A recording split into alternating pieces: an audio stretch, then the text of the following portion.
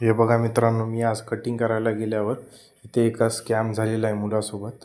एक नवीन मुलगा आला आणि त्याने म्हणला की फोनपेला अपडेट आलेला आहे आणि त्यांनी हे नवीन QR कोड त्याला दिलेला आहे. त्याच्याकडून OTP वगैरे सर्व घेतलेला आहे त्याच्या वडिलाकडून. फोनपेला नवीन हे आलं आहे म्हणून, अपडेट म्हणून. आणि अशा प्रकारे त्याला नवीन हे दिला. आधार नंबर त्याचा घेतला, सर्व घेतलं. आणि त्याला बघा पैसे, त्याचं नाव येत आहे फोनपेला, पण पैसे हे मात्र त्या मूळ जिनं हे स्कॅनर लावून दिलेलं आहे का त्याला जात आहे. म्हणजे बघा, या अशा भामट्यांपासून सावध राहा सर्व दुकानदारांनी, सर्व व्यापाऱ्यांनी.